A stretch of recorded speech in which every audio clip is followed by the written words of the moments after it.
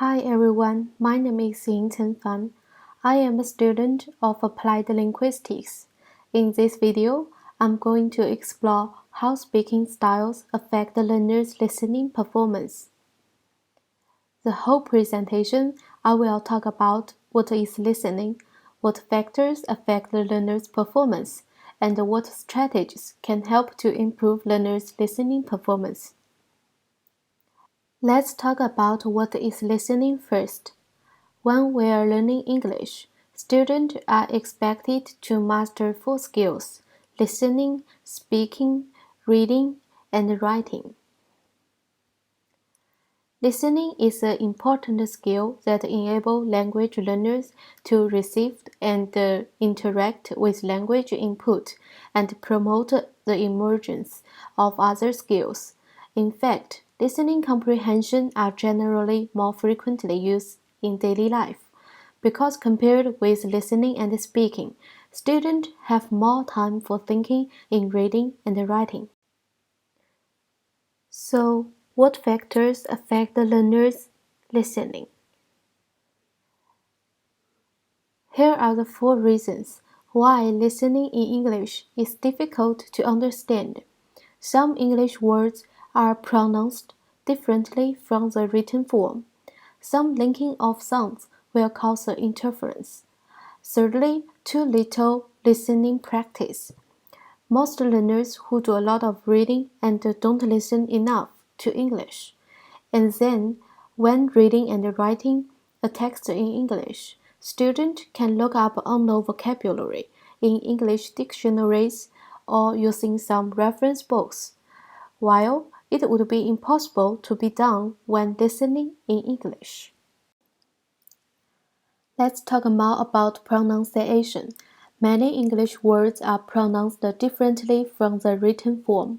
For example, the word interesting.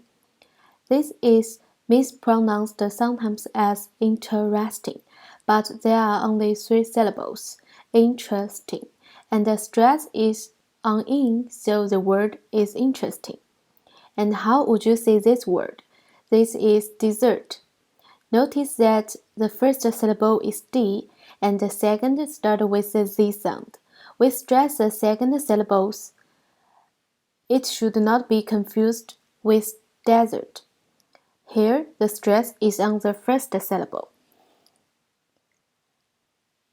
Secondly, most of the time, speakers tend to talk fast and link the words together. Linking is how you connect words when you speak, so that words are pronounced together, especially when having a conversation with native speakers. For example, linking 2 consonants, that time. How many times do you pronounce t? Just once. The 2 words share the one sound, that time. Although cheap place, we pronounce it as cheap place. And link 2 vowel sounds. We link the sounds with ya. He asked. So, how to improve listening performance? There are 2 approaches, bottom up and top down. Bottom-up processing involves piecing together the parts of what is being heard in a linear fashion, one by one in sequence. It happens when learner tries to understand languages by looking at individual meanings.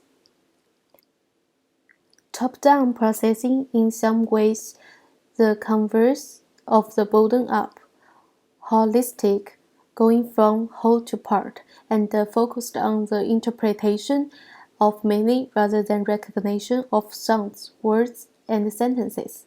This happens when learners use background information to predict the meaning of language they are going to listen. Learners should make sure you have already known about something, the situation, the structure, and the content.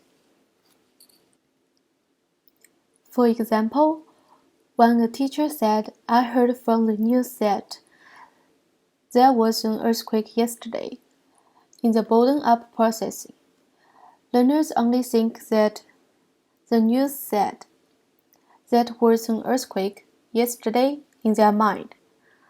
And in top-down processing, learners will think, where did it happen? How big was it? How many people injured? So top-down and bottom-up, what's the best strategy? I'm gonna say the answer is both.